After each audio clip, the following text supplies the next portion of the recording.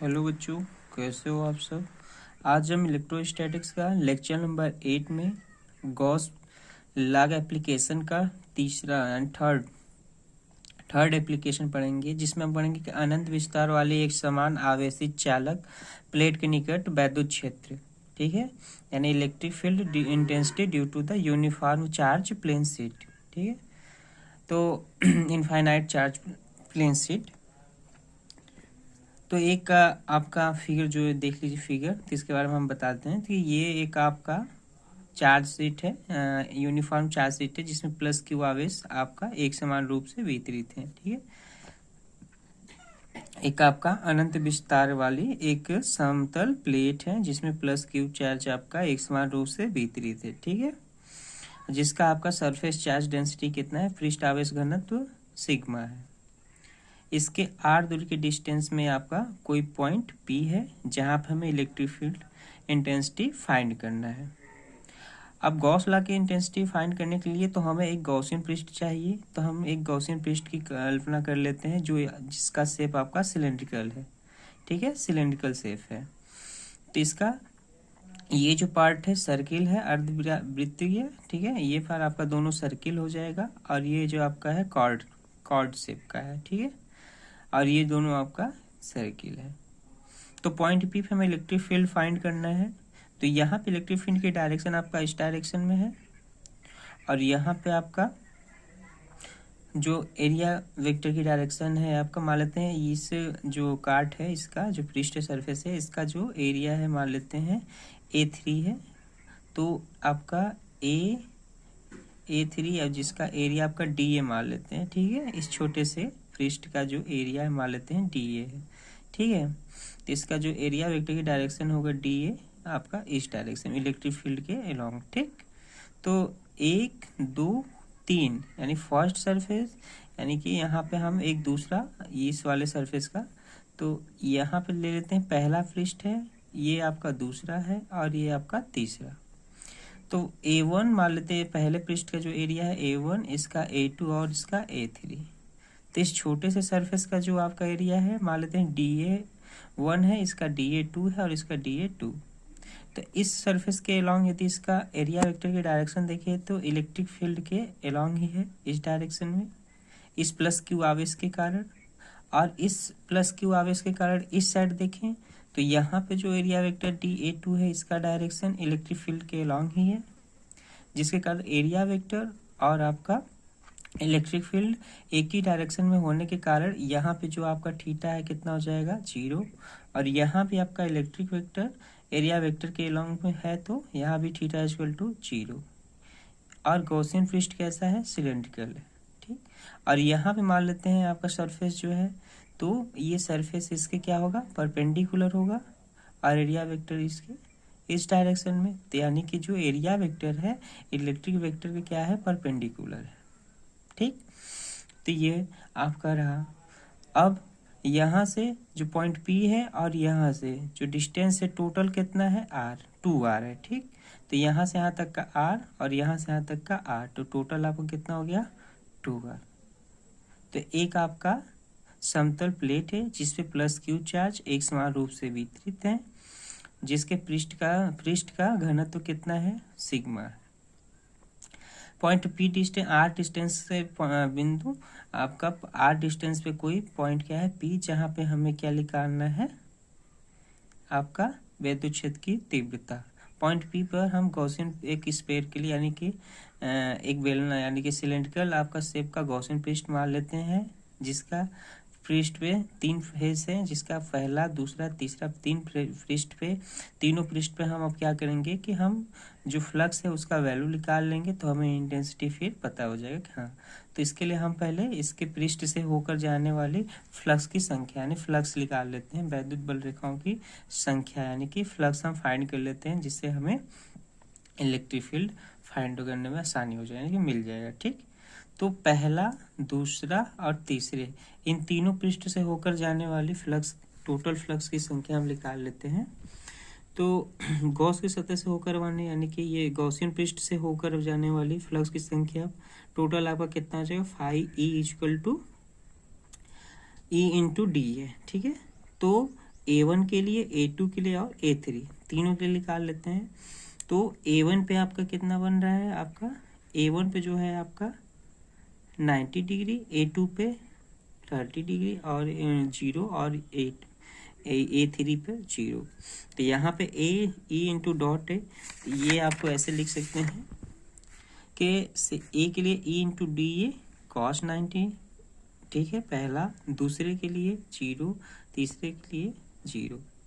तो यहाँ पे जो टोटल फ्लक्स हो जाएगा आपका ये 90, यानी कि आपका पहला वाला तो आपका क्या हो गया 0, तो बचे कितना 2 और 3, यानी कि जो इलेक्ट्रिक फ्लक्स है केवल ये दोनों से होकर पास जाएगी, यानी कि जो आपका वैद्युत बल रेखाएं हैं बस इन्हीं से पास होके जाएंगी, ठीक है, यहाँ से इस साइड से ऐसे ऐसे पास होंगी और यहाँ पे इस साइड ऐसे, ठीक है, यानी जो वैद्युत बल रेखाएं हैं इसी इन्हीं दो, तो फ्लक्स का जो मान होगा इन्हीं जो दो रेखाओं से होके जाएंगे, तो फ्लक्स केवल इसी से पास होगा।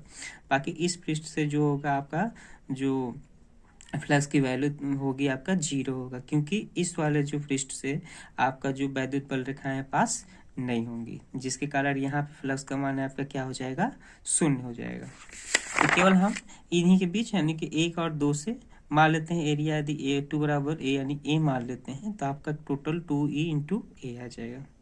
अब गॉस लॉ यानी कि होता है सिग्मा E इंटू फ्लक्स जो होता है Q अपन एप्सिलॉन नॉट होता है, तो Q equal to rho sigma A।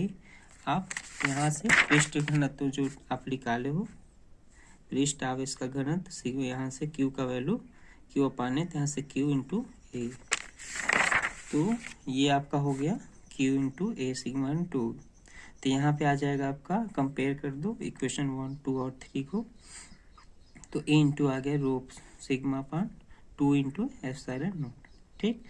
तो यहाँ पे जो है आपका कि यहाँ पे एरिया पे डिपेंड नहीं कर रहा है, यानी कि वैद्युत क्षेत्र उस बिंदु की प्लेट से दूरी पर निर्भर नहीं करता है, ठीक है, जो दूरी है डिस्टेंस है आर पे निर्भर नहीं करता है, यानी कि जो यहाँ से किसी पॉइंट भी यानी आर डिस्टेंस पे है तो हम इसको कम बेसी करेंगे तो कोई इफेक्ट नहीं पड़ता है इसके वैद्युत क्षेत्र से, ठीक है, क्योंकि आपका जो इलेक्ट्रिक फील्ड है, जो वैद्युत बल रेखाएं हैं वो हमेशा कंटिन्यू एक समान से आप डिस्ट्रीब्यूट यानी निकलती रहेंगी, चाहे इधर हो चाहे इधर हो, यानी जो इलेक्ट्रिक फील्ड है वो आपका जो आपके रेडियस वहाँ से बिंदु पॉइंट से पी तक की जो दूरी है उस पर निर्भर नहीं करती, ठीक।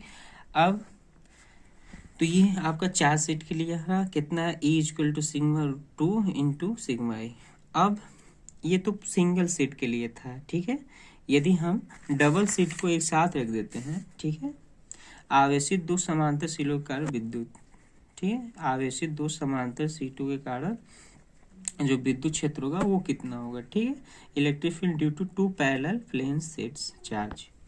तो मान लेते हैं पहले तो हम निकाले सिंगल प्लेट का आपका कितना, किसी आवेशित सीट के समय किसी बिंदु पर वैद्युत क्षेत्र की तीव्रता equal to sigma 2 upon epsilon naught. अभी निकाले हम सिंगल सीट के लिए, यदि हम यहीं पे दो स्लिट को हम पास में रख देते हैं, तो इसमें पहला कंडीशन में हम जो 2 सीट है हम मान लेते हैं कि सब पे क्या है प्लस Q चार्ज, यानी कि धनावेशित चार्ज है, ठीक है, यानी कि यहाँ पे यूनिफॉर्म चार्ज है, लाइक चार्जेस प्लेट है, लाइक चार्जेस का प्लेट रखा हुआ है, यानी पहला प्लेट आपका A है पर दूसरा प्लेट B है, जिसमें आपका एक समान आपका क्या है आवेश वितरित यानी डिस्ट्रीब्यूट है, यानी इसमें प्लस Q आवेश है, ठीक, धनावेशित प्लेट को हम ले लेते हैं एक समान एक पैरेलल में रख दिए हैं। अब इस पे जिसका पृष्ठ घनत्व हम मान लेते हैं सिग्मा 1 है पहले प्लेट का और इसमें सिग्मा 2 है, ठीक। अब यहाँ पे इलेक्ट्रिक फील्ड की डायरेक्शन देख लेते हैं, बहुत ही इंपॉर्टेंट है। तो यहाँ पे 3 रीजन है, तीनों रीजन में हमें पहला दूसरा तीसरा इन तीनों रीजन में हमें इलेक्ट्रिक फील्ड फाइंड करना है कि नेट इलेक्ट्रिक फील्ड होगा कितना। तो इसका पहले इलेक्ट्रिक फील्ड की डायरेक्शन देख लीजिए, तो बहुत इंपॉर्टेंट है, ध्यान से देखना आप सब। तो पहले सीट, ठीक है, पहले सीट के लिए आपका इलेक्ट्रिक फील्ड की डायरेक्शन किधर होगा E1 इस प्लस Q के कारण इस डायरेक्शन में, ठीक है, और इस सीट के कारण आपका किस डायरेक्शन में होगा इस साइड, क्लियर है। तो पहले मीडियम में जो होगा इस सीट और इस सीट दोनों के कारण आपका सेम डायरेक्शन में होंगे। अब दूसरे फेज में क्या होगा इस सीट यानी पहले सीट के कारण जो इलेक्ट्रिक फील्ड होगा इस डायरेक्शन में होगा और दूसरे सीट के कारण इस डायरेक्शन, यानी एक दूसरे के अपोजिट, किसमें, दूसरे रीजन में। और तीसरे रीजन में क्या होगा, इस प्लेट के साथ इस सीट के कारण दूसरे सीट के कारण इस डायरेक्शन में E2 और पहले सीट के कारण E1 सेम डायरेक्शन। ठीक, कहने का मतलब है जो यहाँ का होगा आपका इंटेंसिटी इलेक्ट्रिक फील्ड वही आपका यहाँ पे होगा। ठीक, आइए देख लेते हैं नेट आपका कितना होता है इलेक्ट्रिक फील्ड। तो नेट इलेक्ट्रिक फील्ड जो पहला रीजन में होगा, ठीक है, सेम डायरेक्शन में है तो हम E1 प्लस E2 लेंगे। अगर अपोजिट डायरेक्शन में है तो इस साइड के लिए प्लस और इस साइड के लिए माइनस। तो पहले रीजन में आपका E1 E2 क्या है, प्लस है, यानी E1 प्लस E2 होगा। यानी कि जो आप सिंगल के लिए निकाले हो सिग्मा रो1, तो यहाँ हो जाएगा सिग्मा फर्स्ट 2/ε, यानी कि इसका जो होगा आपका 1/2 सिग्मा 1 प्लस सिग्मा 2। ठीक, अब यदि ये दोनों स्लिट का, ठीक है, दोनों स्लिट का जो आवेश पृष्ठ है सिग्मा 1 सिग्मा 2 दोनों सेम हो, ठीक है, दोनों सेम हो, तो उस कंडीशन में आपका क्या हो जाएगा, सिग्मा 1 इक्वल टू 2 यानी सिग्मा के बराबर होगा। तो उस कंडीशन में जो आपका नेट आपका इलेक्ट्रिक फील्ड आएगा वो कितना आएगा, सिग्मा एप्सिलॉन नॉट, यानी सिग्मा 1 इंटू 2 बराबर, अगर सिग्मा होता है तब, यानी कि जो ये सेम डायरेक्शन में है और ये भी सेम डायरेक्शन में है, तो जो यहाँ का जो इंटेंसिटी कितना आ गई, सिग्मा अपॉन एप्सिलॉन नॉट या 1/सिग्मा 1 प्लस सिग्मा 2। तो यहाँ की जो इंटेंसिटी है वही यही भी रहेगी। ठीक, और यहाँ पे क्या है, E1 माइनस E2 हो जाएगा, तो 1/2 सिग्मा 1 माइनस सिग्मा 2। अगर ये दोनों आपका क्या हो, सिग्मा 1 और सिग्मा 2 बराबर हो, तो यहाँ पे जो इंटेंसिटी हो जाएगा कितना आ जाएगा, 0 आ जाएगा। ठीक है, सिग्मा 1/सिग्मा 2। तो यहाँ पे सिग्मा 1 बराबर 2 है, तो यहाँ पे नेट इंटेंसिटी आपका इलेक्ट्रिक फील्ड क्या आ जाएगा, 0। ठीक है, क्लियर है। अब केस नंबर सेकेंड में हम इसी को एक प्लस लेते हैं, दूसरा माइनस लेते हैं। ठीक है, तो इसमें हम एक प्लस को प्लस लेते हैं, दूसरा माइनस लेते हैं। ठीक है, तो प्लस लेते हैं और इसमें रो है वही सेम है, बस इसमें भी 3 रीजन है। तो यहाँ पे सिर्फ डायरेक्शन देखिएगा, इस प्लस क्यू के कारण इधर का जो डायरेक्शन होगा और इस माइनस क्यू के कारण इस डायरेक्शन में। पहले प्लेट के कारण इलेक्ट्रिक फील्ड इस डायरेक्शन में और दूसरे प्लेट के कारण इंटेंसिटी इस डायरेक्शन, फर्स्ट वाले रीजन में। सेकेंड वाले रीजन में क्या होगा, इस प्लेट के कारण इलेक्ट्रिक फील्ड की इस डायरेक्शन में और इस सीट के कारण इलेक्ट्रिक फील्ड इसी डायरेक्शन में होगा। ठीक, प्लस से माइनस होता है इसलिए इस डायरेक्शन। तीसरे रीजन में पहले के कारण इस साइड और दूसरे के कारण सीट जो है इस साइड। ठीक है, तो यहाँ जो इंटेंसिटी होगा, यहाँ जो इंटेंसिटी होगा सेम होगा, यानी E1 E2 अपोजिट डायरेक्शन में है, इसलिए यदि ये दोनों सीट आपका पृष्ठ आपका जो अघनत्व है 5 सिग्मा 1 सिग्मा 2 बराबर है, तो आपका क्या होगा, 0 यहाँ भी होगा और 0 यहाँ भी होगा। ठीक है, यदि आपका है तो 0 होगा। ठीक, और नेट इलेक्ट्रिक यानी E1 माइनस E2 अगर दोनों इक्वल आ गया तो नेट आपका यहाँ पे 0 0 होगा, और नहीं तो 1/2 सिग्मा 1 माइनस सिग्मा 2। ठीक है, और यहाँ पे जो इलेक्ट्रिक फील्ड एक ही डायरेक्शन में, तो इसलिए ये क्या होगा, सम हो जाएगा इसका E1 प्लस E2। तो ये कितना आ जाएगा, 1/2 एप्सिलॉन सिग्मा इंटू सिग्मा 2। ठीक है, तो ये रहा अगर आपका एक पॉजिटिव है दूसरा सीट नेगेटिव हो तब। इससे पहले क्या बताएं, एक दोनों आपका क्या हो, समान। ठीक है, तो अब इन दोनों का जो इंटेंसिटी है, अब तीसरा जो आपका है, अब इसमें क्या है कि 2 सीट था, अब इसी में हम विभवांतर देख लेते हैं। ठीक है, यानी कि पोटेंशियल डिफरेंस कितना होगा। तो मान लेते हैं 2 आपका 2 स्लिट है। ठीक है, 2 स्लिट है जिसके बीच की जो डिस्टेंस है मान लेते हैं आपका D है। ठीक, अब विभवांतर इनके बीच का V है, कैपिटल V है, तो इलेक्ट्रिक फील्ड इक्वल टू होता है V/D। ठीक है, R होता है लेकिन यहाँ पे क्या है, D। और हम जानते हैं कि E बराबर जो होता है दोनों स्लिट के बीच का जो इंटेंसिटी है कितना आया है, सिग्मा आपका रो/ε0। ठीक है, एप्सिलॉन नॉट। तो v अपॉन डी इक्वेशन 1 और 2 से आ जाएगा, तो v का जो वैल्यू आ जाएगा sigma D upon epsilon not, यानी कि जो सीरो के बीच का विभवांतर पोटेंशियल डिफरेंस है अक्रॉस शीट, तो हो जाएगा sigma D upon sigma D epsilon not into D. तो ये आपका विभवांतर हो जाएगा। ठीक है, तो ये रहा आपका टोटल जो इलेक्ट्रिक फील्ड थी ड्यू टू चार्ज शीट। और आपका अगर दो चार्ज शीट को अगर पास रखते हैं, लाइक चार्जेज अगर उसमें हो यानी कि प्लस प्लस हो तब क्या होगा, और अगर आपका अनलाइक चार्जेज यानी माइनस माइनस हो, एक प्लस हो और एक माइनस हो तब क्या होगा। ठीक है, तो अब एक दूसरा आपका एप्लीकेशन 4 आप पढ़ेंगे, वो है आपका गॉसियन। ठीक है, आवेशित गोली केस, जो गोली कोष होगा उसके कारण आपका जो पृष्ठ पे आपका जो कितना होगा चार्ज, हम उसके कंसीडर करेंगे। ठीक है, तो आवेशित गोली कारण तो आइए देख लेते हैं कि आवेशित गोली के कारण क्या होगा। जो यदि एक समान, ये आपका एग्जाम्पल नंबर 4, ठीक है, एग्जाम्पल नंबर 4 है गॉस लॉ का। ठीक है, ये एप्लीकेशन नंबर 4 है। तो ये क्या है कि एक समान आवेशित गोली कोष के कारण वैद्युत क्षेत्र की तीव्रता यानी electric field intensity due to uniformly charge spherical shell. तो अगर यूनिफॉर्म यानी कि एक समान आवेशित गोली कोष के कारण वैद्युत क्षेत्र, तो इसमें आपका कोई आपका एक 8 त्रिज्या की मान लेते हैं, 8 त्रिज्या की जो है कोई गोली ले लेते हैं जिसपे प्लस क्यू आवेश है, पॉइंट ओ पे आपका प्लस क्यू आवेश है। ठीक, आपका एक समान रूप से वितरित है, गोली कोष पे एक समान रूप से आपका क्या है वितरित है, प्लस क्यू आवेश एक समान रूप से वितरित है, पॉइंट ओ से आपका क्यू तक की दूरी कितना है आर है। ठीक है, इस पृष्ठ पे प्लस क्यू आवेश आपका समान रूप से वितरित है। तो इसमें पहला कंडीशन जो हम लगाएंगे कि पहला है जो आवेशित गोली कोष के बाहर, यानी कि ये जो आवेशित चार्ज है, ठीक है, इस सर्किल के जो चार्ज है इसके बाहर आपका जो इलेक्ट्रिक फील्ड होगा वो कितना होगा। ठीक है, तो पहला जो आउटसाइड द आप जो आवेशित गोली कोष है इसके बाहर हम निकालते हैं, तो बाहर मतलब तो पॉइंट पी है, हमें जहाँ पे आपका क्या निकालना है इलेक्ट्रिक फील्ड इंटेंसिटी।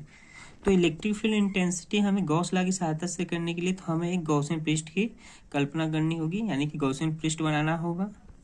तो पॉइंट पी पे हम एक गॉसियन पृष्ठ कर देते हैं। ठीक है, स्फेरिकल शेप का गॉसियन पृष्ठ हो गया। तो पॉइंट पी पे जो यहाँ पे मान लेते हैं इस पृष्ठ का जो एरिया है ए मान लेते हैं। ठीक है, इसका एरिया डी ए मान लेते हैं, इस छोटे से जो है इसका डी ए।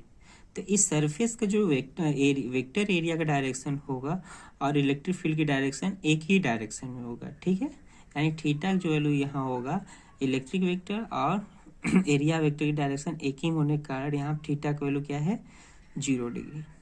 ठीक है, यानी कि एक आपका आर त्रिज्या का कोई गोली कोष है जिसके ऊपर प्लस क्यू आवेश समान रूप से वितरित है, और आर डिस्टेंस पे कोई यहाँ से आर डिस्टेंस पे कोई आपका पॉइंट पी है, स्मॉल आर डिस्टेंस पे पॉइंट पी है जहाँ पे हमें वैद्युत क्षेत्र की तीव्रता फाइंड करनी है। ठीक है, एक गॉसियन पृष्ठ यानी स्फेरिकल शेप का मेज यानी मान लेते हैं जिसका आपका यहाँ पे आपका इसका एरिया कितना है डी ए है, एरिया वेक्टर आपका इलेक्ट्रिक फील्ड की डायरेक्शन इस डायरेक्शन में है, तो एरिया वेक्टर की डायरेक्शन भी क्या होगा पॉइंट पी से आउटसाइड। ठीक है, जिसके कारण थीटा का वैल्यू आपका कितना आ जाएगा 0। तो इस पूरे पृष्ठ से होकर गुजरने वाला जो वैद्युत टोटल वैद्युत फ्लक्स होगा कितना होगा ई इंटू डी ए, यानी E into D A cos theta, यानी थीटा इक्वल टू 0। तो ये आ जाएगा ई इंटू डी ए। तो ये संपूर्ण एरिया आपका कितना आ जाएगा ए। तो गोले का जो आपका एरिया होता है पृष्ठ पे, गोले के पृष्ठ पे 4 पाई आर स्क्वायर, तो हो जाएगा A into 4 pi R square. और गॉस लॉ जानते हो phi E equal to Q upon epsilon naught. ठीक है, तो 1 और 2 से आप मेजर कर दोगे कंपेयर करके, तो ये आ जाएगा A equal to 1/4 pi epsilon naught q upon r square. ठीक है, यानी यहाँ जो एरिया आपका होगा कितना होगा A equal to 1/4 pi epsilon naught आपका आर स्क्वायर। यानी यहाँ पे जो आपका है इलेक्ट्रिक फील्ड दूरी पर डिपेंड कर रहा है। ठीक है, दूरी पर डिपेंड कर रहा है, यानी कि वैद्युत क्षेत्र की जो तीव्रता है गोले की सतह से बाहर की ओर, ठीक है, गोले की सतह से बाहर की ओर क्या होती है, अधिक होती है, ठीक है, गोले की सतह की ओर अधिक होती है, यानी यहाँ जो तीव्रता होती है यहाँ से इधर बाहर की ओर क्या होगा, अधिक होती है।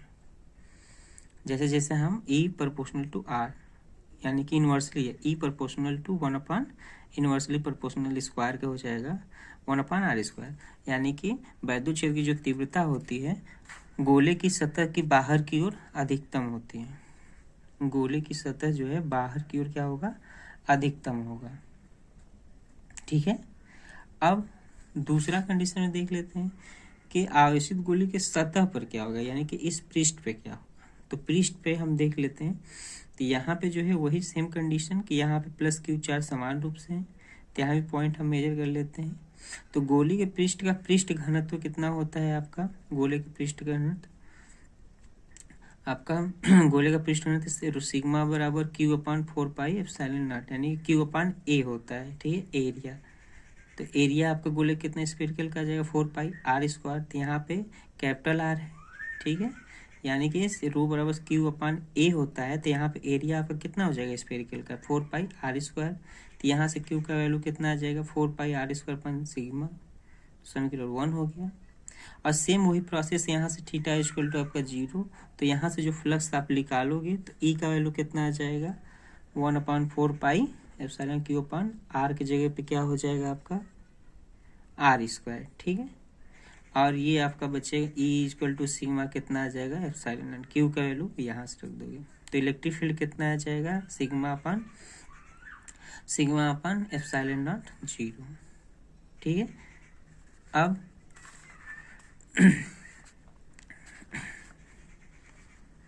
तो अब आवेशित गोली कोश के भीतर देख लेते हैं, यानी इनसाइड क्या होगा, इस गोली कोश के अंदर, ठीक है।